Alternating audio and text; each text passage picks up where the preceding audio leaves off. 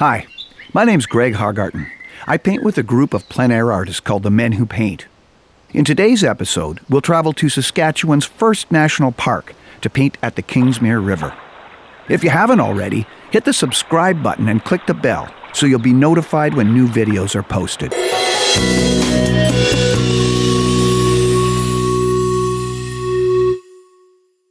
Today, we're in Canada, in the province of Saskatchewan, 450 kilometers north of Regina, at the Waskesiu town site in Prince Albert National Park.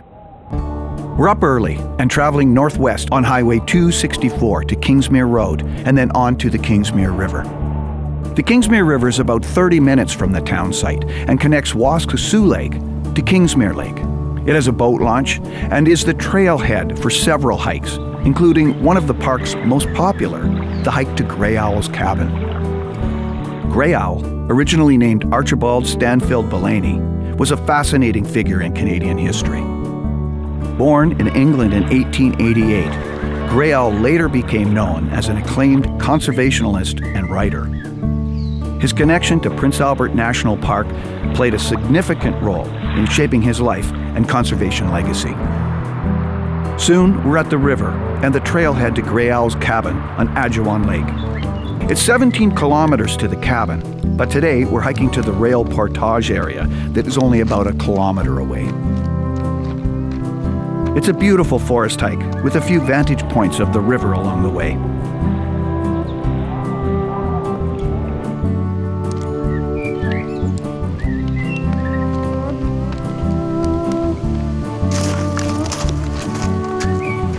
Soon, we're at the rail portage area. Here, in the summer, you can put your canoe on a rail car for the 700-meter portage before re-entering the river. Then, you travel upstream another half kilometer to the mouth of Kingsmere Lake. This is where we'll paint. We've been here before, but it is especially beautiful in the early spring as the moving river melts, but is still surrounded by snow. This is one of my favorite times of year to plein air paint. I think it's because often it's the first outing after a long, cold winter of painting in the studio. We're coming out of hibernation, and we get to paint with each other as a group.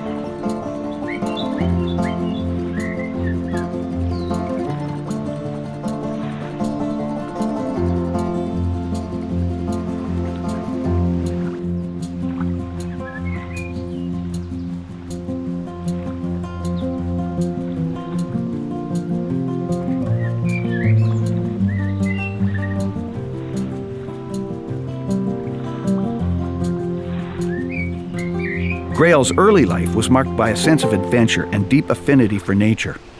In 1906, he emigrated to Canada and eventually settled in the forests of northern Ontario. There, he adopted the identity of a First Nations person, claiming Indigenous heritage and becoming deeply committed to conservation and wildlife preservation. By the 1920s, Grey Owl's writings gained recognition, and he became renowned for his stories and advocacy for environmental protection. His writings, often published in national magazines and newspapers, portrayed his experience living in harmony with nature, promoting the idea of preserving wilderness areas.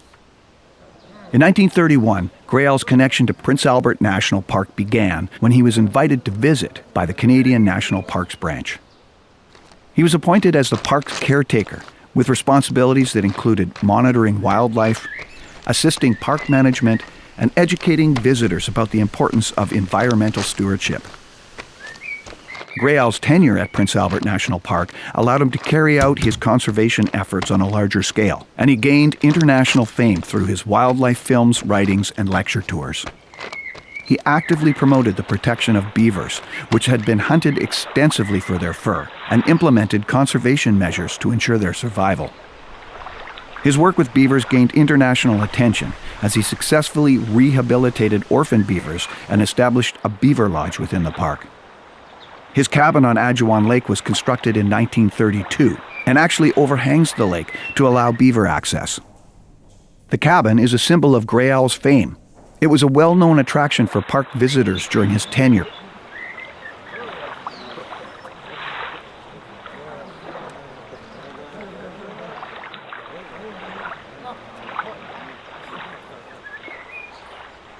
And continues to be today.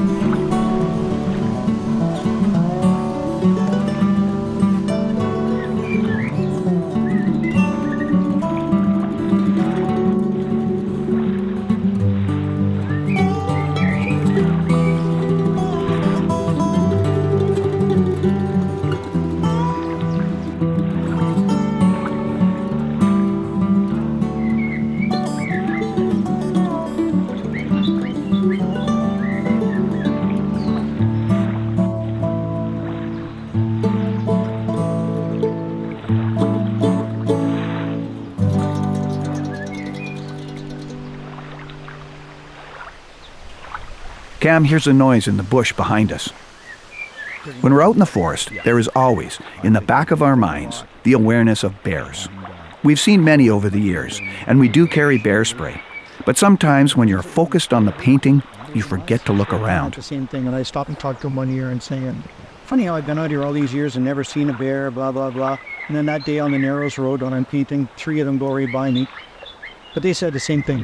They don't want anything to do with you. In fact, they're afraid of you. they'll stay only unless you provoke them or you kind of tickle them or something. Luckily, it's nothing. It may even be still a bit early for them to be around. But who knows, since the painters have come out of hibernation, perhaps the bears have too. Because as soon as you, they're not really that smart. They're like a 5-year-old. And when you're feeding them, and then you run out of food, then they don't really quite understand that. Last time I was here, you gave me something cheap. Yeah, they think you're holding out on them.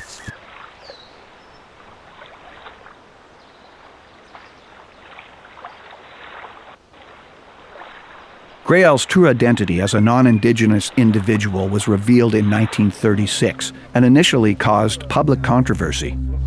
Despite the revelation, he remained committed to his conservation work and continued to advocate for the protection of wildlife and wild spaces. Grael's impact on Prince Albert National Park and the broader conservation movement cannot be understated. His legacy as an environmentalist and writer continues to inspire generations to appreciate and protect the natural world.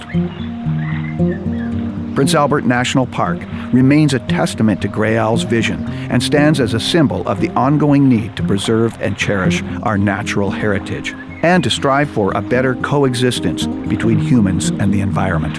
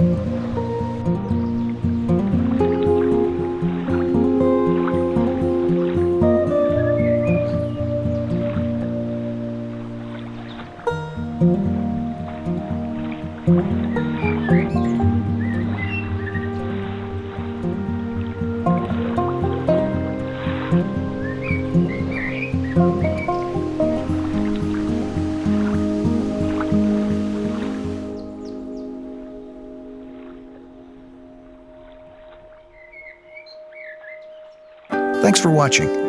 Click like and don't forget to subscribe for more videos.